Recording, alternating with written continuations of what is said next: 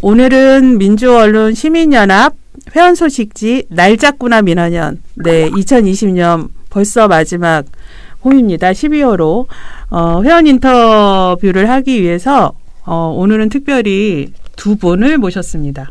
네.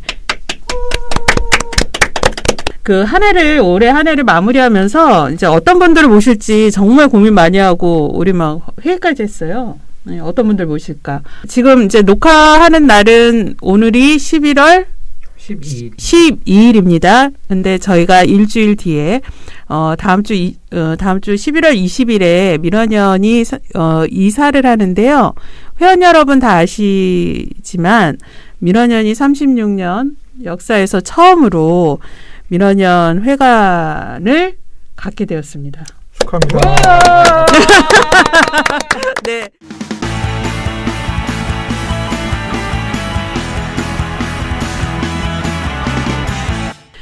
이번에 저희가 이렇게 이사를 앞두고 이 회원 소식도 좀 특별한 분들을 해보자.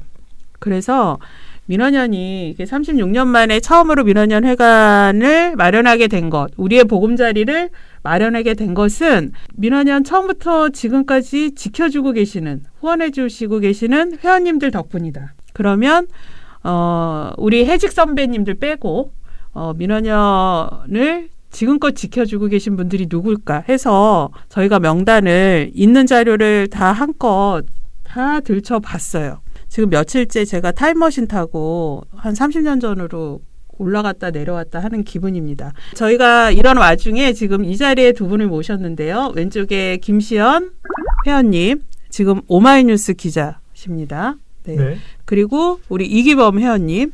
네, 지금 언론노조에 있습니다. 네, 직책이 조직쟁이 실장 맡고 있습니다. 네, 그래서 이렇게 어렵게 두 분을 모셨습니다. 그래서 이른바 민원연의 살아있는 역사인 회원. 살아있는 역사 이러니까 구석기 시대 같다. 너무 늙어. 네, 이렇게 모셨는데요. 그래도 본인 소개를 좀 한번 그래도 간단히 좀 해주실까요? 예, 저는 그 민원연에 1999년도에 들어왔더라고요. 기억을 이제 더듬어 보니까. 그럼 언론학교로 시작한 거죠? 저는 언론학교로 시작된 건 아니었고요. 저는 민원연 신문분과 회원의 그 추천 뭐라고 하죠? 데리고 오는 걸 뭐라고 하죠? 회원이 소개해가지고 민원연 꼬신 거지. 그렇죠. 꼬셨지. 예. 그래서 민원연 회원으로 된 거죠. 그때 그래서 저는 민원연 회원을 분과로 먼저 들어갔고요. 신문분과. 네, 신문분과로 먼저 들어갔고 거기서 이제는 자연스럽게 회원가입으로 이어진 거죠. 그럼 99년부터이면 네. 올해까지 지금 21년. 횟수로 21년. 네, 그때가 아마 제가 대학교 3학년 때인가 4학년 때였을 거예요. 야, 강산이 두 번 변하는 시간 네. 동안 예, 한결같이. 저 회원님들 이 두 분은요, 저희가 단 한 달도 후원회비를 안 내거나 미룬 적이 없습니다. 그런 분들이세요. 또 김시영 회원님은? 저는 이제 97년 여름에 그 언론학교 21기 네. 그때 대학교 4학년 때였는데요. 네. 언론학교 다닌 걸 계기로 해서 이제 신문과 활동을 시작을 했고 자연스럽게 그 회원 가입도 했습니다. 네. 이게 이제 이 소개를 하시면서 지금 이제 어떻게 민원연 처음 오게 됐나 자연스럽게 얘기를 해주셨는데 그래도 이제 언론학교 오셨다가 사실은 저기 언론학교 그때 보통 6주 정도 했을 거예요. 끝나고 그냥 본인의 생활로 돌아가셔도 되는데 계속 민원연 활동으로 이어진 그 계기가 좀 궁금한데요. 특별한 계기랄 건 없었고요. 이제 언론학교를 다니게 된 이유가 한번 이제 언론계, 그러니까 기자가 한번 돼보자라는 생각으로 이제 언론학교를 나오게 됐거든요. 네. 그 전까지는 전혀 민원연에 대해서도 몰랐고 언론학교 어떤 그 프로그램 자체도 되게 생소했는데 자연스럽게 그 활동하면서 거기서 이제 그 당시 이제 간사로 활동하셨던 분들이라든지 그분 그때 김시창 그 간사님이셨고 이우경 간사님, 김유진 간사님 그런 분들이 이제 언론학교 그 진행도 하시고 MT도 가고 그 자연스럽게 하게 된 것 같아요. 자연스럽게 이제 그 당시에는 분위기가 뭐였냐면 언론학교 때 졸업하게 되면 언론학교 졸업을 계기로 해서 물론 그냥 말씀하신 것처럼 빠이빠이 하시는 분도 계시지만 또 상당수는 그걸 계기로 해서 신문과를 가기도 하고 그때 방송분과 뭐 네. 산악회 네. 또 뭐 노래분과 이런 식으로 언론학교 끝이 아니었어요. 그게 하나의 그냥 회원들을 만들어낸 하나의 이제 통로였던 거죠. 그러니까 뭐 저는 뭐 특별히 뭐 어떤 사명감 그런 게 아니라 자연스럽게 언론학교 졸업하면 당연히 분과도 하나보다 그런 식으로 좀 자연스럽게 시작했던 것 같아요. 네. 우리 저 이기범 회원님은 그 지인이 꼬셔서 예. 가보자 해가지고 민원연에 왔을 텐데 그래도 이렇게 와서 신문분과 모임 해보고 지속 안 될 수도 있잖아요. 근데 그래도 이렇게 지속 꾸준히 됐던 거는 어떻게 그렇게 됐을까요? 그거는 아마 제가 학교에 별 재미를 못 느끼다 보니까. 왜요? 제가 이제 공대 출신인데 네. 공대랑 전혀 맞지가 않는 스타일이라 네. 학교 공부는 전혀 재미가 없었던 거죠. 네. 그래서 그 분과 활동이 훨씬 더 재밌었고요. 재밌으셨어요? 네, 모니터하고 그다음에 뭐 좀 죄송하지만 이게 디프리도 재밌었고요. 그거는 되게 중요한 거예요. 네, 디프리도 되게 재밌었고 그다음에 사실은 그 학교에서든 고민을 나눌 만한 공간들을 많이 놓쳤어요. 왜냐면은 3, 4년 되고 그러면은 서클 같은 데서는 이제는 뒤로 빠져 있잖아요. 그래서 그냥 기껏 해봐야 뭐 애들 1, 2학년들 뭐 세미나 선생님 뭐 이 정도만 하는 거니까 뒤로 쭉 빠져 있으니까 뭔가 좀 재밌는 것 좀 해보자. 그렇게 막 여러 정도 제 진로를 좀 고민하고 있던 차에 그 당시에 이제는 김종미 회원이 신문분과 회원이었는데 제가 그 당시에 인권 캠프를 갔었어요. 네. 인권 캠프에 그 친구가 왔었고 그래서 민원연이라는 데가 있다. 그래서 이쪽에 신문 모니터 분과가 있으니 한번 와봐라. 그래서 그렇게 재밌는 데가 있어요.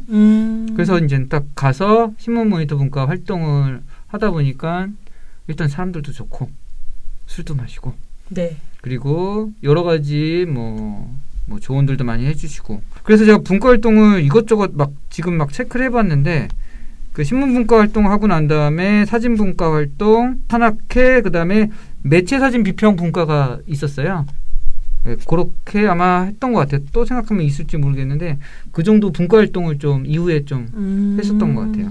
저 궁금해서 그런데 그 당시에는 신문분과나 방송분과 막 이런 회원분들이 몇 명씩 그 분과 회원이 있었어요? 아니 그때마다 다르긴 했는데 지금은 이제 회원 활동이 많지 않죠. 네네.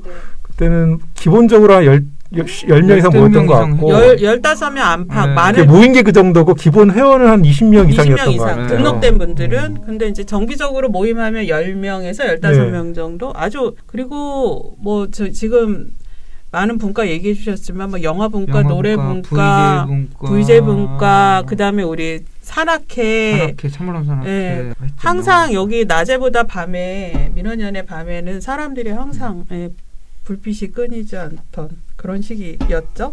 이 두 분에게 꼭 묻고 싶었던 거, 그 학생 시절부터 회원 하셨나요? 아니면 언제부터? 학생 때부터. 그죠, 학생 때. 그때 얼마 처음 시작할 때? 10,000원이었어요. 10,000원으로? 아니 5,000원 시작하는 분도 있었으니까 간혹. 그때 자료회원으로 말지를 줬어요. 그건 15,000원. 15,000원이다 그럼. 말지까지. 일반 회원은 10,000원이고 15,000원 내면 말지를 줬는데 지금은 차이가 없죠. 지금은 근데 이게 학생 시절이면 사실 용돈도 넉넉지 않았을 시절인데 지금까지 후원을 한 번도 안 내신 적이 없는 분들이에요. 근데 뭐 특별한 이유라기보다는 자동이체가 되니까 나도 모르는 사이에 신경 안 쓰는 거지. PMS로 이제 뭐 바뀌고 뭐 중간에 뭐 바뀌긴 했는데 안 끊었던 거죠. 쉽게 말하면 계속 이제 뭐 그때 낸 건 아니니까. 근데 특별한 이유가 있다기보다는 그 회원 활동을 했던 게 컸던 것 같아요. 그러니까 이게 단순히 내가 어디 뭐 어떤 단체나 그러면 후원할 수는 있잖아요. 근데 그런 후원 개념이라는 거는 뭐 사정에 따라서 뭐 끊을 수도 있고 한데 저한테 민원연은 하나 이제 그 가족이나 어떤 좀 내 친정 같은 느낌인 거예요. 그러니까 물론 회원이고 뭐 활동가는 아니었지만 내가 내 어디 가서 난 민원연 출신이다라고 얘기할 수 있을 정도로 내 모체가 됐던 곳이기 때문에 이거를 뭐 다시 후원 개념이 아니라고 생각하는 거예요. 당연히 내가 몸담은 곳을 좀 지탱하는 곳이 때 나가는 돈인데 이거를 어떻게 끊을 수 있냐. 그러니까 이게 단지 이렇게 어느 일정한 단체에 후원한다 이런 개념이 후원이나 기부의 개념이 아니라 이거는 내가 참여하는 거고 민원연에 그죠? 네. 네. 그다음에 이제 민원연의 활동이다 이렇게 생각하셨다는 거잖아요. 그렇죠. 네. 민원연은 이제 쉽게 말해 내 단체다. 내 단체다. 나와 어떤 뗄 수 없는 그런 소속감이 컸어요. 그게 이제 회원 활동이 원인이 된 거죠. 여기 질문에는 20년 넘게 변함없이 민원연을 응원할 수 있던 원동력은 무엇일까요? 이거는 CMS였던 걸로 계좌이체였던 걸로. 네. 우리 이기범 회원님은 뭐 요 후원에 대해서 또 하실 말씀이 좀 더 있을까요? 저는 사실은 그걸 잘 못했어요. 어떤 걸? 회원 배가 운동을. 아우. 그걸 제가 사실은 잘 못해가지고 그래서 몇 번 저기 주문을 좀 사무처에서 요청을 하셔가지고 이렇게 하는데 이게 적극적으로 이게 땡기질 못하겠는 거야. 제가. 그래서 아마 제 회비가 17,000원인가 약간 특이한 액수일 거예요. 금액이. 제가 특이한 금액이 너무 미안하니까 그때 이제는 너무 미안하니까 이제는 회비를 그냥 17,000원, 18,000원 모르겠어요. 저도 지금 기억이 안 나는데 그렇게 지금 그냥 하고 있는 것 같아요. 또 이런 또 스토리가 있군요. 그러면 저기 두 번째 질문이 이렇게 연결될 것 같은데 이제 지금 활동을 시작했을 때 이야기를 저희가 들어봤습니다. 근데 이 기억에 남는 사연이나 잊지 못할 사람이 있다면 여기서 사귀다가 헤어진 분들 빼고요. 그분들은 실명으로 얘기 못하니 실명으로 혹시 이분은 너무 기억에 남는다 또는 이 사연은 내가 민원연에서 참 잊지 못하겠다 이런 게 각자 있으실 것 같아요. 네, 그러면 우리 김시현 의원님부터. 뭐 너무 많은데요. 네. 그냥 저도 워낙 많아서 사실 누굴 얘기할까 했는데 그냥 저는 성유보 이사장님이었던 것 같아요. 지금 이제 고인 되셔서 사실 좀 조심스럽긴 한데 그 당시에 이제 제가 97년에 이제 민원연 활동을 시작했을 때 그 당시에 이제 민원연 이사장님을 맡고 계셨거든요. 그때는 뭐 정정하셨죠. 대단한 해직 기자시고 대단한 분이신데 그런 느낌보다는 진짜 어떤 동네 아저씨 같은 되게 인상도 푸근하고 인상이 되게 좀 강하면서도 좀 푸근한 어떤 그런 느낌. 그래서 뭐 우리 모든 활동에 다 같이 하셨죠. 그 당시에는 뭐 언론학교에서도 강의하시고 뭐 회원 활동에서도 참여하시고 MT를 가도 같이 가시고 그랬던 기억이 나고 그 장례식에도 이제 갔었거든요. 그래서 그분의 어떤 뭔가 뭐 같이 말을 많이 하거나 뭐 그런 걸 떠나서 그분의 어떤 존재 자체가 저한테는 크게 기억이 남아요. 성희번 선생님은 그래서 이제 돌아가시고 나서 지금 저희가 그 뜻을 기리려고 성희보 특별상을 만들어서 이제 평소에 그 언론 민주화 운동도 하셨지만 특히 통일 운동도 또 열심히 하시고 그래서 그 뜻을 좀 실천하고 있는 분들에게 상을 드리면서 정신을 저희가 이어 나가고 있죠. 네.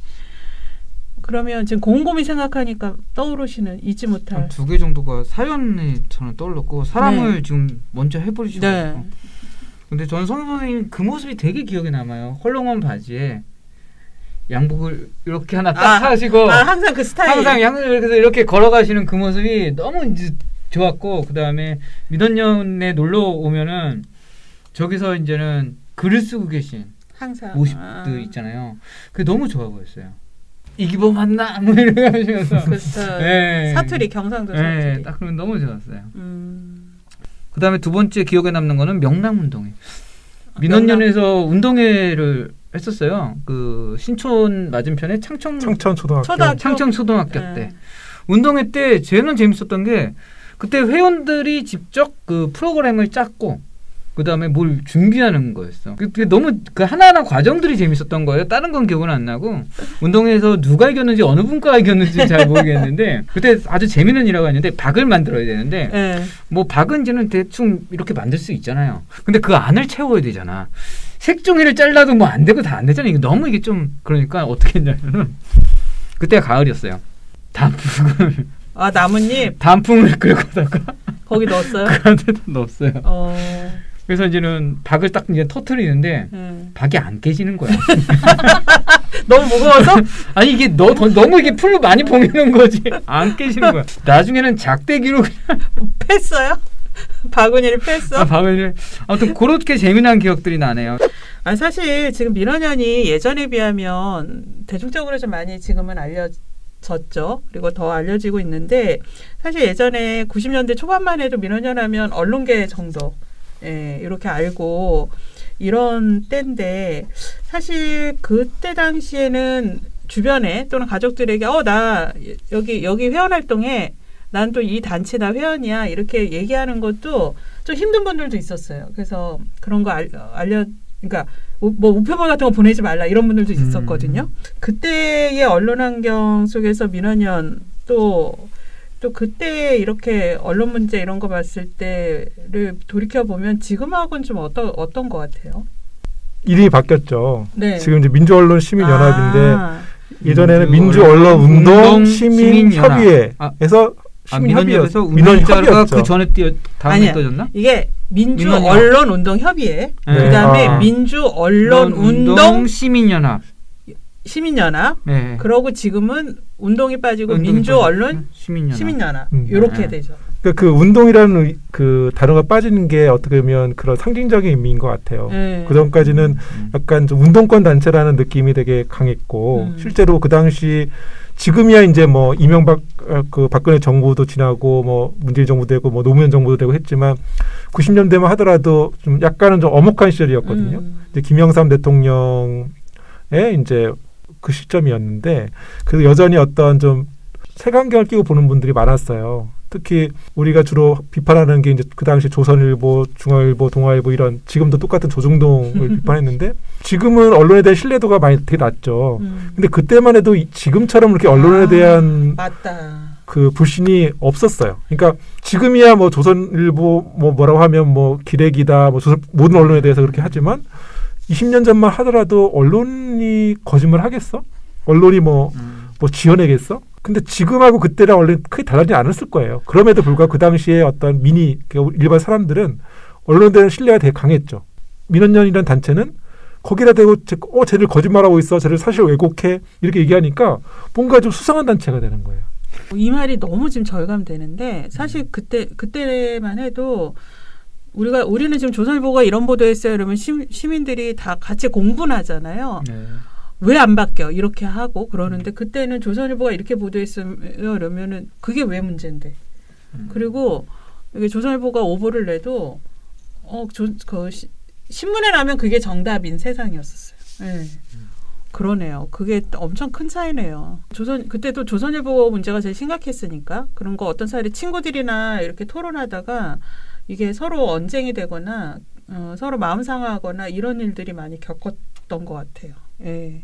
근데 그때는 언론이라는 것이 특히 조중동은 정권과 한통속이었어요. 그 당시 뭐 김영삼 정부 뭐 이런 다 한통속이었기 때문에 그나마 이제 김대중 정부 지나고 노무현 정부 지나면서 뭔가 언론과 그 정부가 대립각을 세우면서 뭔가 언론의 실체가 이제 드러나기 시작한 거죠. 지금은 막 그 조중동하고 뭐 문재인 정부랑 뭔가 대립각을 세우잖아요.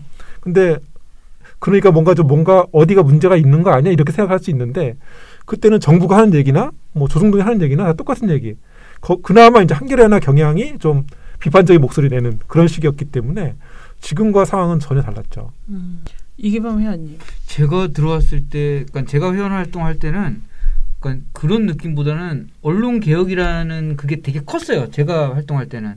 그래서 조중동 문제에 대한 대립각이 확실하게 섰던 때거든요. 그래서 스스로도 이제는 모니터하면서 그 당시의 쟁점은 딱 그거였어요. 너무 대립각적으로 우리가 모니터하고 있는 게 아닌가? 조중동 한경대 이런 식으로 너무 각에 짜 있는 걸로 돼 있는 거 아닌가? 그러다 보니까 갑자기 한국일보가 가장 좋은 보도로 되는 것처럼 그러니까 그 당시에 이제는 내부 안에서는 그런 논쟁들이 있었어요. 그러니까 물론 뭐 이게 사실 정파적으로 바라볼 수도 있었던 거였는데 아무튼 각이 딱 서 있었어요 그때. 그러니까 실제로 근데 모니터를 하다 보면은 그렇게 각이 나와요 그냥. 조중동은 조중동대로, 한경대는 한경대대로, 그 다음에 한국일보는 약간 어떨 때는 이때 어떨 때는 이렇게 애매한 포지셔닝 항상 했던 게 그 당시에 제가 모니터했던 기억 속에서는 그런 게 있었던 것 같아요. 한경대에서 대는 어디예요? 대한메일. 대한메일이요. 지금 서울신문이 네. 예전이 대한메일이었어요. 이름이. 그러니까 서울신문이었다가 대한메일로 바뀌었다가 다시 서울신문이 됐죠. 제후가. 네. 좀 상상이 어렵죠. 저는 네. 약간 살아있는 그 역사 속에 왜 그 80, 90년대 그 영화 보는 느낌으로 세 분의 이야기를 듣고 있어요. 저기 응답하라. 응답하라 이런. 응답하라 905로 98로 해야 되나? 예. 응팔? 응팔? 응구? 네. 응팔 응구 버전이 있네요. 예. 그런데 이렇게 지금 뭐 예전에 한 저희 20년 전, 30년 전 언론의 그때 당시 언론 상황들 얘기해 주셨는데 사실 지금 이렇게 20년, 30년 지났지만 특히 언론 개혁 안 되고 있다. 뭐 이 국민들, 시민들의 분노는 그 당시나 지금이나 뭐 지금은 그 분노가 더 커졌죠. 왜 안 변하냐? 어떻게 생각하세요? 저는 이제 아까도 비슷한 맥락인데요. 언론은 달라지지 않은 거예요. 그러니까 20년 전이나 지금이나 거기 그 당시 모습에서 달라지지 않은 거고 변한 건 그 수용자들이 그러니까 우리 독자들이 바뀐 거죠. 시민들의 인식이. 그렇죠. 네. 그게 이제 여러 가지 이유가 있겠지만 이제 인터넷이나 포털이나 이런 식으로 많은 정보들이 오픈돼 있고 개방돼 있잖아요. 그러니까 그 당시만 해도 그 신문이나 방송 아니면은 어떤 뉴스를 접할 수 있는 공간이 없었어요. 근데 이제는 인터넷으로 모든 정보를 접할 수 있으니까 그 수용자들이 이제 깨어난 거죠. 그러니까 그런 높아진 그 독자의 눈높이에서 봤을 때 언론의 모습은 변함이 없으니까 그 당시에 눈치채지 못했던 것들을 이제는 다 보이는 거죠. 다 속보이듯이 다 들여다 보이니까 그만큼 더 불신하게 되고 그런 거지.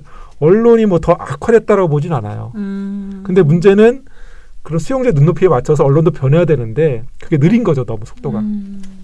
우리 이기범 의원님 저는 조금 뭐 비슷하지만은 이게 저는 사실은 그냥 언론의 가장 큰 문제에서 무보도로 좀 봤어요. 보도가 되지 않는 것들. 사실 보도가 되지 않는다는 것들은 지금 뭐 많이 쟁점들이 되고 있는데 징벌적 손배든 뭐든 보도 안 됐는데 뭘 어떻게? 사실 가짜 뉴스보다 더 무서운 게 사실은 무보도. 아예 보도하지 않는 보도하지 않는 거죠. 그러니까 누가 혹은 지금 쿠팡이나 혹은 저기 택배 노동자들이 15, 그러니까 제가 아까 책 본 게 15명까지 돌아가시고 있는데 맨 처음이든 두 번째든 세 번째든 뭐 묻혀진 분들도 분명히 계실 거란 말이에요. 보도가 안 되는 게 사실은 더 큰 문제죠. 그러다 보면은 그거에 대해서 보도 안 된 거에 대해서 누가 책임을 묻습니까? 책임 소재가 없잖아요. 네. 그거에 대해서 뭐 징벌, 뭐 손배든 뭐든 다 필요 없는 건데 권력에 대한 감시 부분이나 이런 부분들도 보도 안 하면 끝인데 뭐. 그래서 아무리 인터넷이든 뭐든 지금의 사실은 언론 기자들은 접근할 수 있는 영역들은 좀 더 권력과 깊숙하고 뭐 검찰이든 혹은 경제계든 더 깊숙이 접근하고 하는데 보도 안 되는 부분들이 분명히 있을 거란 말이죠. 이게 무보도가 사실은 제일 가장 큰 문제인 거죠. 근데 어느 관점으로 보도해야 될 것이냐? 요거는 사실은 기자들의 뭐 민원연 활동을 열심히 하는 기자들은 잘하겠지만 아무튼 그 쟁점들은 좀 있을 것 같긴 해요. 어디까지가 보도할 수 있고 어디까지가 보도 가치가 없다라고 판단하는 기준은 삶의 과정 속에서 나온다고 생각을 하거든요.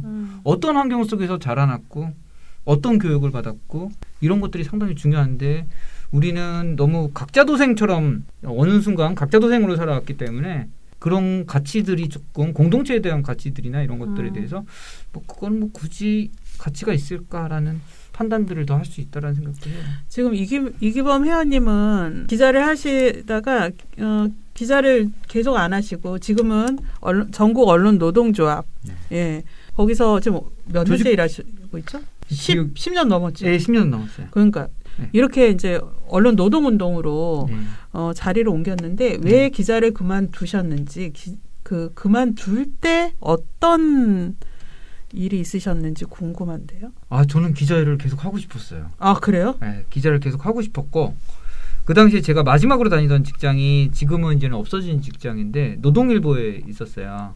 노동일보 유명했었는데. 네, 노동일보에 있었는데 결국에는 문을 닫게 되고 경영난으로. 네, 경영난으로 문을 닫게 되고 그 당시에 이제는 저도 이제는 노동일보 노동조합에 있었었고 네. 그래서 이런 신문은 한국 사회에 꼭 존재해야 된다. 그때 이제 선배들하고 창간준비위원회를 좀 꾸렸었어요. 매체 창간, 새로운 노동매체 창간준비위원회를 꾸렸었는데 잘 안 되죠. 잘 안 되다 보니까 좀 길어지고 하다 보니까 그러니까 일부 선배들은 나가서 진짜 매체들을 만드셨어요. 저는 그런 결단까지는 못했던 것 같아요. 그러니까 지역에서 만들지고 막 그러다 보니까 그래서 있다 보니까 뭐 선배의 추천으로 저기 언론노조에서 한번 그 언론노부가 그때 항상 그 나왔던 데라 언론노부 쪽에서 그 기자의 꿈이나 그쪽을 한번 투신해 봐라라는 제안을 받았고 그때 그럼 이제 언론노보 기자로 다시 그러니까 언론노조에서 이제 들어갔고 주 하던 일은 언론노부를 주로 그 당시에 좀 만들었었죠. 그럼 사실 뭐 직업 기자 하다가 사실 그렇죠. 언론 노조에서 언론 노보라는 또 하나의 그렇죠. 매체를 담당하는 그 언론 노조 안에 사실상 기자 역할을 하신 거네요. 그 당시엔 그랬죠. 지금은 이제 뭐 다른 업무를 하고 계시지만, 네. 근데 이게 지금 김시영 기자님도 오마이뉴스에 있고, 그 다음에 이제 노동일보도 계시고 그랬지만 이게 기성 매체는 아니란 말이에요. 그러니까 오마이뉴스도 새로운 대한 미디어를 표방하면서 이제 최초의 한국 최초의 인터넷 신문으로 창간이 됐었고 노동일보도 또 새로운 정말 이게 노동지를 표방한 이런 거였는데 여기 안에서 기자 생활을 하는 거는 지금 우리가 바뀌어야 된다, 개혁돼야 한다는 언론사 기자들하고는 목표도 다르고 방향도 분명 다르지만 우리가 이제 그래도 기자라는 직함으로 언론 내부에 들어가서 보는 언론 개혁은 밖에서 민원연 같은 데서 모니터를 하거나 또는 언론 문제를 비판하거나 이럴 때와는 좀 다른 언론 내부에서 보는 언론 개혁 왜 안 되는가, 왜 이렇게 더딘가 이거는 좀 다른 시각도 있을 것 같아요. 그 얘기도 좀 듣고 싶은데요. 진짜 어려운 질문인데. 진짜 어려운 질문이다. 깊이 생각을 해보진 않았는데 일단 언론에 몸담고 있는 이상은 그게 어떤 진보나 보수를 떠나서 다 비슷한 속성이 있어요. 지금 우리 언론들은 다 민간 그냥 기업이잖아요. 그렇죠. 사기업이고 네. 수익을 내야 되고 그러면 지금 후원을 받거나 아니면 이제 광고를 받는 이제 그런 모델을 선택할 수밖에 없는데 물론 지금 뉴스타파라든지 여러 이제 새로운 신생 매체들은 후원의 모델에 의한 그 모델을 갖고 있죠. 근데 아직 그렇다고 또 유료화가 성공한 매체는 또 흔치 않고 그럼 대부분의 어떤 언론사들은 이제 광고에 연연할 수밖에 없잖아요. 네. 그러니까 예전에 이제 우리가 민원연 초기에서는 주로 권력과 언론 유착, 즉 권한 유착에 대해서 우리가 항상 고민해 왔는데 그 지금에 와서는 이제 경원 유착이죠. 이제 그 광고주와 그 언론들의 유착 문제가 더 심각한 상황이 됐고 이 연결고리는 사실 쉽게 끊기 어려울 것 같아요.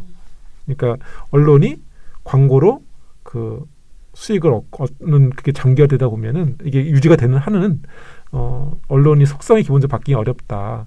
유료화되거나 그러니까 콘텐츠를 그 돈 주고 사보는 독자들을 위한 어떤 언론 그리고 어떤 후원 회원들을 위한 언론 이런 식으로 좀 뭔가 대한 언론들이 좀 많이 나와줘야지 그런 언론 중심으로 해서 좀 바뀔 수 있지 이렇게 광고에 어떤 연연한 언론 그 구조 수익 구조 하에서는 좀 현실적으로 좀 바뀌기가 좀 어렵지 않나 그런 좀 한계를 좀 절감하고 있습니다. 언론사들이 이제 광고 또는 구독료 이런 수입에 의존하는 현실이 그러니까 이른바 이제 그걸 수익구조, 그죠? 언론사가 생존할 수 있는 재원구조, 수익구조. 그 다음에 이제 일부 언론사 같은 경우 이게 이제 소유구조랑도 연결이 되죠. 이런 것이 혁신하지 않으면, 바뀌지 않으면 그 언론 스스로 또는 기자들이 주체가 되는 개혁은 많은 한계가 있고 힘든 부분이 있다. 이렇게 해서 이해해도 될까요? 말씀해 주신 거? 네. 그런데 이제 사실은 좀 희망적인 건 그 네. 모델이 지금 한계에 거의 왔어요. 그러니까 광고에 의존해서 언론사를 유지하는 그 모델 자체가 네. 지금 이제 포털이나 어떤 인터넷, 유튜브 이런 이제 새로운 어떤 OTT라고 하는 넷플릭스 같은 새로운 어떤 언론 모델이 나오면서 거기는 철저히 이제 어떤 유료 기반이다거나 이제 광고에 기반하긴 하지만 직접적인 어떤 콘텐츠를 만들기보다는 이제 플랫폼을 제공하는 이제 그런 형태로 수익을 얻고 있잖아요. 그러면서 자연스럽게 이제 언론사들이 예전처럼 광고에 의존해서는 먹고 살기가 어려운 시장이거든요. 경쟁은 더 치열해지고 네. 그렇기 때문에 앞으로 언론이 생존하기 위해서는 지금까지의 모델에서 벗어나서 스스로 방금 말씀드린 어떤 유료화 모델이라든지 후원회원 모델이라든지 이런 다양한 모델로 뭔가 탈바꿈하지 않으면 수년 내에 좀 버티기 좀 어려운 상황이 되고 그렇게 되면 자연스럽게 언론 개혁을 우리가 물론 요구해서 바뀌면 더 좋겠지만 이 언론 미디어 시장 자체가 그렇게 바뀌지 않으면 그 생존하기 어려운 구조로 좀 바뀔 가능성이 높습니다. 네. 예전에는 우리 모니터 할 때 항상 신문을 쫙 펼쳐놓고 네. 일면에 뭐가 맞아요. 실렸나 사진이 얼마나 크게 들어갔나 이런 걸 사실 모니터했었거든요. 네. 왜냐하면 그 당시에는 다 신문을 종이로 봤으니까. 근데 지금은 스크랩 마스터. 일면에 뭐 실렸는지 뭐 어디 뭐 그게 별 의미가 없어요. 다 온라인으로 인터넷 네. 모바일로 보기 때문에 말 그대로 종이신문을 찍는 이유는 광고 때문이고 그러니까 이제 어디가 먼저라고 저는 생각할지 모르겠는데 조만간 그 유력지 중에서도 아마 종이신문을 없애는 곳이 나오지 않을까. 섣불리 어떤 특정 매체를 언급하긴 그렇지만 움직임이 좀 있나요? 지금 다른 곳보다는 이제 서서히 분리하는 곳이 나오고 있어요. 그러니까 분리. 쉽게 말하면 같은 언론사 신문사 안에서 쉽게 말하면 모바일 그 종이 온라인 쪽 편집국가? 그렇죠. 종이 편집국을 그 구분하는 데가 나오고 있거든요. 그러면 그 종사자들은 어떤 그 느낌을 받냐면 종이신문 쪽에 가는 종사자들 같은 경우에는 신문을 없애려는 수순 아니냐 이렇게 받아들일 수밖에 없는 그런 위기감을 느끼게 돼요. 수년 내에 우리는 종이 안 찍겠다. 온라인으로만 기사 내겠다라고 하는 언론사가 신문사가 등장하지 않을까. 그게 어떻게 보면 하나의 또 신호탄이 되지 않을까 이런 생각합니다. 저는 종이신문에 관련해서는 조금 생각이 약간 좀 다릅니다. 네. 왜냐면은 그 독일인가요 어딘가가 민주시민이란 얘기를 하면서 딱 얘기 중에 하나가 뭐냐면은 신문을 한 부 구독하고 이런 것들의 민주시민의 어떤 요건 자격에 중에 그런 것들이 있어요. 그 얘기는 뭐냐면은 신문을 본다는 거는 우리가 포털이나 페이스북에서 바라보는 세상은 그 편향성이 좀 강한 거예요. 내가 좋아하거나 다양한 정보를 습득하게 한다고 나는 생각하지만 실제로는 내가 좋아하는 거나 혹은 누구에 의해서 된 정보들이 가공된 정보들이나 혹은 셀렉션이 된 정보들을 보는 거잖아요. 그게 사실은 성숙한 토론 문화나 혹은 다양한 정보를 접하기 위해서는 신문이 저는 제일 적합하다고 판단을 해요. 매 사건마다 가치 비중과 판단을 비교해 볼 수 있는 거고 그래서 요 신문 이렇게 했네. 다른 신문 저렇게 했네. 요거를 비교할 수 있는 거는 아마 그 디지털 리터러시에서도 최고의 교과서가 저는 종이신문이라고 생각해요. 사실 인터넷은 비교할 수가 없어요. 그리고 정제되지도 않았고. 저는 저기 있는 지금 순서가 좀 안 맞을 수 있지만 사진들이 너무 같이 보여드리고 싶다는 생각이 드네요. 이 사진들이요? 네. 이거 이기범 회원님이 가져오신 건데 설명해 주세요. 그러니까 오늘 이거 한다고 그래가지고 막 앨범을 찾다가 그 예전에 신문 모니터 분과 활동할 때 이게 몇 주년 그건지는 잘 모르겠습니다. 그때 그 맷돌 돌잔치라고 했네요. 그래서 맷돌인지 연도가 안 나와요. 신문 모니터 위원회 돌잔치. 여기가 머리에 가렸네. 이 텔레비전하고 이 텔레비전 다이는 92년도에 짜서 만들었던 건데. 보여주시면 여기 요거 이게 마포구 그 불교 방송에 있던 때 아니었나 싶은데. 이게 최초로 저희가 이제 신문 모니터, 네. 방송 모니터를 할 때 방송 분과를 위한 TV가 필요한데 그땐 비디오 테이프 VHS로 VHS. 녹화해서 떠서 하는 건데 이제 이렇게 그 당시 유종순 사무국장님이 아는 목수님이 짜주신 거예요. 근데 이걸 보니까 너무 반갑다. 우리가 이제 다시 질문으로 돌아가서 이제 5번째 질문인데요. 이제 지금 미디어나 매체 환경이 급속도로 변하고 있다는 얘기는 아까도 해주셨는데 이렇게 미디어 환경이 변하는 속에 이제 민원연의 그러니까 언론운동, 언론개혁운동 방식이나 내용도 사실은 이제 많이 이 바뀌는 미디어 환경에 맞춰서 펼쳐야 된다고 생각을 하는데요. 지금 민원연이 어떤 활동을 해야 된다. 이렇게 또는 이런 활동이 매우 필요한데 지금 우리가 못 하고 있다. 또는 활동을 이렇게 하고 있는데 이건 참 잘하고 있다. 그렇게 좀 의견들을 좀 주시면. 일종의 그 시민단체도 이제 역사에 따라서 이제 변화를 해왔잖아요. 네. 근데 민원연도 마찬가지인 것 같은 게 초기에 이제 처음일 때는 이제 어떤 활동가 분들이 많지 않고 대부분 어떤 그 단체를 꾸려가는 게 이제 회원들의 힘으로 어떤 꾸려가는 단계였어요. 초창기는 저희가 이제 활동 시작했을 때도 그렇고, 그러니까 그때 활동가 분들은 지금 5분 정도밖에 안 됐던 걸로 기억을 하고 대부분의 이제 회원 활동으로 신문 모니터든 방송 모니터든 진행을 해왔는데.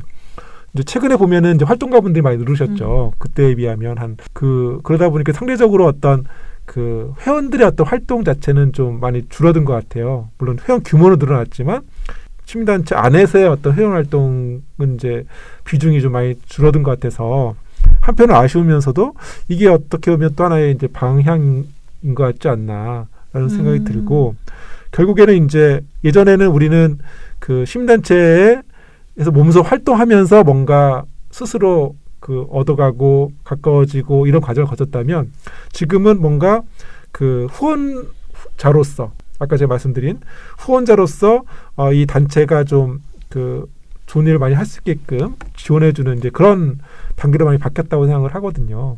그러면 과연 지금 민원연의 어떤 후원자들의 어떤 회원들의 어떤 욕구는 뭘까? 그분을 좀 생각해 봐야 될 것 같고요. 우리랑은 좀 다를 것 같아요. 90년대에 이렇게 활동을 했던 우리랑은 좀 달리 2000년대나 2020년대에 지금 회원에 가입해서 후원해 주고 계신 분들은 민원연이 실질적으로 뭔가 행동으로 보여주기를 이제 바랄 거라는 생각이 들고, 지금 하고 있는 활동도 저는 충분히 의미가 있다고 생각하고요. 모니터 활동이라든지 더 이제 한 발 더 나간다면은 이제는 좀 자체적인 좀 그 미디어로서의 역할, 지금 뭐 미디어 탈곡기라든지 아까도 말씀드렸지만 유튜브가 장점은 그 누구나 방송사가 될 수 있는 거잖아요. 그런 식으로 이제는 그 스피커 역할이 좀 더 강화된 시점이 아닌가. 예전에 뭐 너희들 왜 이렇게 똑바로 못해라고 어떤 비판자적인 게 아니라 오히려 적극적으로 미디어로서 어떤 팩트체크 역할도 하고 기존 언론들한테 기대할 수 없었던 그런 미디어 역할을 이제 민원연도 좀 해야 될 시점이 아닌가라고 저는 생각합니다. 네, 우리 이기범 회원님. 저는 그 공동체란 생각들을 요즘에 많이 생각돼요. 노동자비 활동하다 보니까 또 공동체란 생각들을 많이 하는데, 민주언론시민연합의 공동체를 제대로 지키기 위해서는, 그리고 그 안에 있는 회원들이든 혹은 일반 시민들이 어떤 그 공동체를 만들기 위해서는 뭔가 회원들이 움직여줘야 되거든요. 근데 이거는 단순히 이제는 물론 회비를 내는 것 자체가 뭐 하나의 공동체를 완성시키는 하나의 큰 힘일 수는 있으나, 저도 매번 노동조합 교육을 하거나 할 경우에 있을 때는 뭐냐면은 조합비만으로는 절대 안 된다. 조합비만으로는 그 노동조합을 지킬 수 없다. 네. 직접 네가 나와야 된다. 직접 행동을 하거나 뭔가를 해야지 그 노동조합이 지켜진다. 실제로 그렇거든요. 근데 지금의 회원활동 역시 마찬가지인 거죠. 그 직접 회원들이 나와서 뭔가 할 수 있는 장이 없으면 정말 그 전문성은 높아질 수 있어요. 근무하시는 분들, 일하시는 분들, 그러니까 활동가들의 전문성은 높아질 수 있으나 사실은 시민들은 멀리 좀 한 발짝 두 발짝 떨어져 있다라는 느낌이 들어요. 그래서 어떻게 하면은 공동체, 내부 공동체를 좀 더 활성화시킬 수 있을까? 사실 이게 노동조합도 그걸 못 하거든요. 조합원들이 사실은 활동할 수 있게끔 공간들을 만들어주고 뭐 정책을 만들어내는데 사실 저희도 못하고 있는 건데, 그것들이 사실 제일 중요하다고 생각하고, 두 번째로 생각하는 것들은 지금의 언론개혁 운동 방식들은 이렇게 모니터하고 성명 쓰고 혹은 다양하게 할 수 있는데, 사실은 교육 파트 부분들을 민원연에서 좀 잡아줬으면 좋겠다.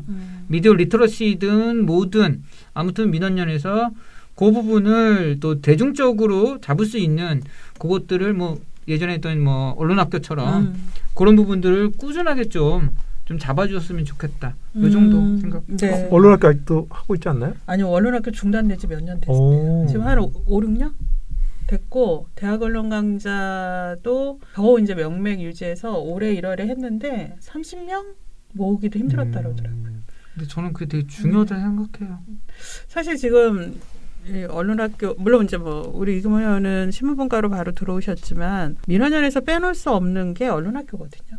지금 민원연 30년 역사에서 언론학교를 통해서 우리 시민회원들이 민원연의 이 주축이 되시는 통로가 됐고 또 언론학교를 통해서 언론 문제를 이 우리 사회에 알리는데 정말 큰 기여가 됐고 근데 이제 지금 예전에 이제 언론학교의 내용과 방식을 지금 시대에 맞게 다시 리뉴얼을 해서 재구성해서 저는 내년에 가장 그 민원연이 역점적으로 해야 될 사업 중에 하나가 미디어 교육 사업이라고 생각합니다. 그래서 지금 얘기해 주셨던 바와 같이 마지막으로 우리 이제 그 회원분들 이 또 방송도 나중에 보게 되고 제 소식지 통해서 이 두 분들을 만나게 될 우리 회원분들에게 좀 전하고 싶은 이야기가 있으시면 아까도 말씀드렸지만 그 요즘 이제 코로나 때문에 더더욱 서로 얼굴 보기가 힘든 시대가 됐잖아요. 그래서 홈커밍데이 말씀도 하셨는데 물론 5,000분이 뭐 전부 다 한꺼번에 모이기 불가능할 거예요. 하지만 뭐 그룹핑을 하든 아니면 이제 소규모로 하든 해서 좀 그래도 한 번씩은 좀 모이는 자리가 좀 있으면 좋겠다. 그래서 저도 우리가 같은 단체를 후원하고 또 같이 또 이렇게 한때 또 같이 뭐 활동했던 분도 계실 거고 이런 분들을 한번 또 만남으로 인해서 내가 지금 단체가 단지 어떤 계좌에서 그냥 돈이 빠져나가는 그런 게 아니라 뭔가 내 실체로 좀 느껴질 것 같아요. 물론 여러 가지 소식지도 보내고 뭐 여러 가지 활동도 하고 계시지만 이사를 계기로 해서 많은 회원분들이 한 번 정도는 민원연 새 사무실에서 네. 만나서 서로 얼굴을 보고 이야기를 나눌 수 있는 네. 그런 기회가 됐으면 좋겠습니다. 네. 저는 갑자기 전하고 싶은 얘기에서 한 선배가 떠올랐어요. 민원연에 있는 신문분과에 있던 한 선배가 떠올랐는데 그 선배가 민원연에서 모니터 활동을 하면서 보고 배우고 익혔던 것들이 한 지역 그냥 아파트 동을이든 아파트 동네를 혹은 동네에서 어떤 운동을 펼치는 그런 모습들을 저희가 이제는 신문과 오비 모임에 술 먹다가 그런 얘기를 들으면서 너무 좋은 거예요. 그러니까 하나의 여기서 배웠던 어떤 그런 것들을 요 민원연 안에서의 공동체 경험과 활동이 공동체와 그 힘들이 외부에서 새로운 공동체나 이런 걸로 해서 그걸 바꿔나가는 것들, 사회를 바꿔나가는 것들, 그걸 뭐 거창하게 언론 개혁을 그분이 하시니까 거창한 그 프레임보다는 하나의 자기가 살고 있는 공간들을 바꿔나가는 힘을 갖고 계셨다라는 거. 이거는 정말 대단하다. 라는 느낌을 들면서 이거는 어떻게 해서 나타난다는 생각하면 회원분들에게 전하고 싶은 거는 진짜 활동하시면 바뀌더라. 그 선배가 바꾼 게 있거든요. 그 선배가. 네. 그래서 세월호 리본도 같이 달게 하고 그렇게들 바꾸고 어떤 걸 바꾸는 것들을 보면서 정말 이거는 저는 이제는 운동 조직에 있으니까 큰 운동 조직에서 경험할 수 없는 것들이죠. 작은 조직을 실제적으로 바꿔나가는 거니까. 그래서 정말 대단하다고 생각합니다. 네. 두 분 이제 민원연의 활동과 역사는 계속 될 텐데 민원연 앞으로 미래도 쭉 같이 계속 하실 거죠? 예? 네. 우리 김나래 활동가가 올해 5월에 오셨죠? 네. 김나래 활동가 궁금한 거 좀 많으실 텐데 지금 카메라 뒤에 있느라고 질문을 많이 절제하고 계신 것 같은데 궁금하신 거. 실은 질문지를 처음에 제가 썼었잖아요. 네. 저는 제일 궁금했던 게 그거였거든요. 저는 도대체 그때 언론은 어땠길래 민원연을 함께 하시게 됐어요. 근데 아까 얘기하실 때 그 당시에도 조선중앙동아가 굉장히 문제였다 이런 얘기를 해주셔서 도대체 그때 언론은 어땠어? 내가 경험하지 못했던 그때 그 시절은 어땠을까? 그리고 그때 그 민원연의 활동이 얼마나 재미있었길래 지금 함께 하시나 궁금했는데 좀 이야기하시는 걸 들으면서 좀 해소가 된 부분도 있고 얼마나 이제 민원연이 좋으셨으면 지금까지 했을까는 얘기해 주셨던 것 같은데 근데 이제 당시에 이 두 분은 뭘 보고 진짜 이거 심각하다 이렇게 느꼈는지는 우리가 구체적으로 얘기를 못했으니까 한번 들어보고 싶네요. 이런 생각을 해요. 지금은 이제 상상도 할 수 없는 얘기인데 요즘에 국가보안법 폐지하자는 얘기 별로 안 나오잖아요.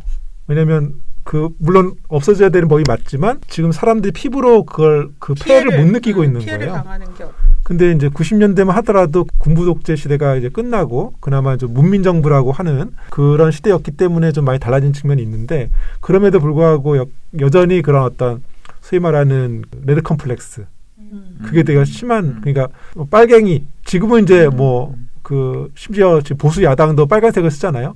근데 빨간색만 하면 이제 빨갱이고 간첩이고 뭐 용공분자고 뭐 이런 식의 어떤 그 프레임이 언론에서 되게 강했어요. 그래서 제 아무리 뭐 그 지금 뭐 그 누가 뭐 대통령은 뭐 공산주의자다 이런 말 해도 사람들은 그냥 웃어 넘기잖아요. 근데 그때는 누가 공산주의자다 하고 언론이 그 낙인을 찍는 순간 그 사람은 진짜 간첩이나 거의 뭐 그런 사람으로 낙인이 찍히는 그런 효과. 그만큼 언론의 힘이 되게 강했고 그만 왜곡의 어떤 위험성도 되게 컸던 시절이었죠. 그걸 처음 깬 게 저는 이제 노무현 대통령이라고 생각을 하는데 그 대선 기간에 그 얘기를 했었어요. 조선일보가 이제 그 노무현 대통령의 부인이죠. 영부인이 그 가족이 장인이 이제 그런 전력이 있다고 해서 이제 비판하니까 이제 그 당시에 노무현 대통령이 나는 그래도 내 아내를 버리지 않겠다라고 해서 오히려 전세를 되게 역전했던 그런 상황이 있는데 그럼 아내를 버리란 말이냐? 그렇죠. 유명한 말이지. 근데 평상시 같으면은 그 두 사람은 가족 중에 그러니까 부역자나 있는 그러니까 쉽게 말하면 약간 연대식으로 이제 도매금으로 그 공격받고 뭐 대통령은커녕 그 당시 경선에서도 이제 후보가 되게 어려운 그 정도로까지 지금 위험한 쪽으로 내몰리는 그런 분위기였다고 생각을 해요. 그 역할에 언론이 큰 역할을 했고 그런 거에 대한 어떤 좀 그 반감이나 그런 부분들이 많이 있었던 것 같아요. 저는 기억나는 게 사실은 이게 어느 신문이었던지가 기억이 안 나는데 이 가뭄의 왼파. 응? 이 가뭄의 왼파. 이 가뭄의 왼파업? 예. 동아일보였나요? 저도 정확히 기억은 안 나요 지금. 그런 프레임들이 그 당시에는 지금도 사실은 뭐 반복될 경우도 있을 거예요. 이 월드컵의 왼파업. 뭐 이런 프레임들이 있잖아요. 근데 이제 사실은 노동자들의 권리고 혹은 오죽하면 파업까지 하겠어요. 근데 그거를 자연환경에 빗대가지고 가뭄인데 파업까지 하느냐 혹은 뭐 이 기간 안에 그걸 하느냐 이런 부분들에 대한 것들이 저는 사실은 언론에서 그런 보도들이 그때들 지금도 아직도 파업은 무조건 나쁘고 불편하게 하고 이런 프레임들이 지금까지도 좀 남아있는 것들. 그때 이게 이제 그때가 99년, 97년 이럴 때인데 제가 여기 이제 온 게 91년이었으니까 그때는 그 학생 운동 그다음에 노동 시위는 그냥 빨갱이, 간첩. 그러니까 지금은 뭐 친북 좌파라 그러지만 그때는 그냥 신문에 진짜 빨갱이가 그냥 용어가 나오고 이렇게 매도되고 그다음에 무슨 시위나 지금은 집회 시위 기자회견 이런 거 자유롭게 할 수 있지만 그때는 그것도 못 하잖아요. 하면은 다 잡혀가는데 그 잡혀가거나 이런 게 한 줄도 보도에 나지 않는 거죠. 농민들이 그 1988년 올림픽을 앞두고 서울에서 그 빈민 그러니까 어려우신 분들 막 이런데 강제 철거하고 그분들 다 거주지를 쫓아내서 그분들이 다 쫓겨나가는데 언론에 한 줄도 안 나오고 그 다음에 막 저희 농산물 막 이런 거 개방되고 뭐 쌀값 폭락하고 이래서 농민들이 분신하고 뭐 이러는데 한 줄도 안 나오고 이제 그런 현실이 과연 우리 언론들이 무엇을 보도하고 있나 이런 거에 되게 분노했던 것 같아요, 저는. 근데 무보도와 함께 당시에 제가 가장 분노했던 건 87년 12월에 대통령 선거가 있었어요. 내가 대학교 1학년 때인데 그때 노태우가 나왔고 87년에 6월항쟁으로 직선제를 처음 쟁취하잖아요. 김영삼, 김대중, 김종필. 네. 그렇게 해서 직선제 쟁취하고 처음으로 국민들이 직접 뽑는 선거를 그해 12월에 하는데 우리는 김대중, 김영삼이 단일화를 해서 민주후보를 내서 당연히 군사 독재를 물리칠 줄 알았어요. 근데 두 분이 선거 후보자로 나왔고 결국은 그 선거에서 당선된 거는 노태우였단 말이에요. 근데 그때 신문 방송이 완전히 이거는 후보 기관지였죠. 그냥 그 방송이나 신문을 보면 그냥 노태우를 찍어야 돼요. 노태우만이.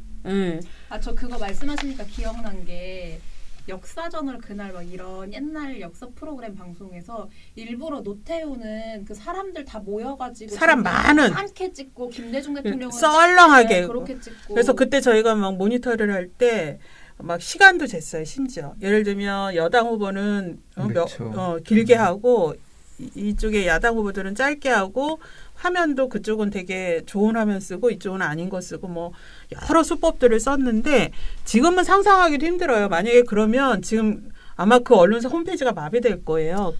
그때만 해도 뭐 언론이라고 할 수 없는 지경이었는데 그런 것들이 이렇게 분노해서 언론을 바꿔야 되는데 뭐 이렇게 되면서 민원연으로 오고 언론학교를 수강하고 다시 뭐 분과활동으로 이어지고 이런 힘들이 그 당시엔 됐던 거죠. 근데 지금 이제 2020년 언론을 어떻게 개혁할 것인가. 그러니까 예전에는 사실 고쳐 쓰자.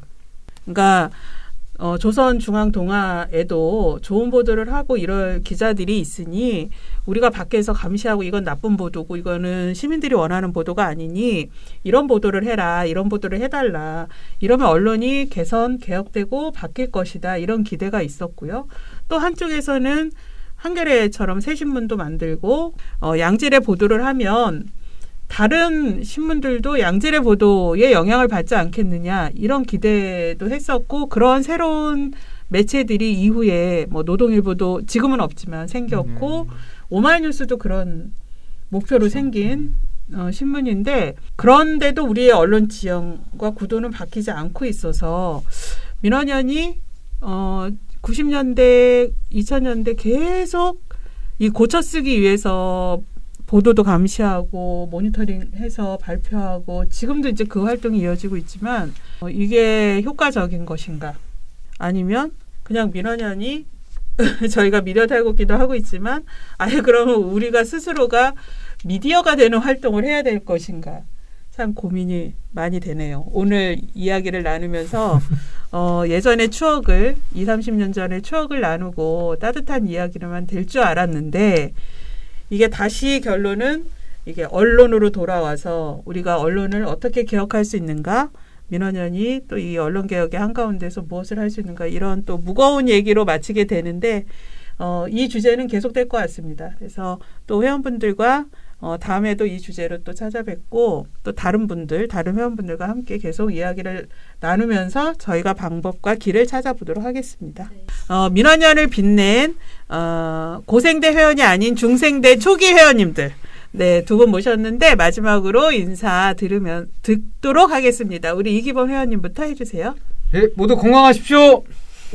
네, 김시현 회원님. 네, 제가 있을 자리가 아닌 것 같은데 이렇게 그래도 이렇게라도 회원분과 만나게 돼서 너무 즐겁습니다.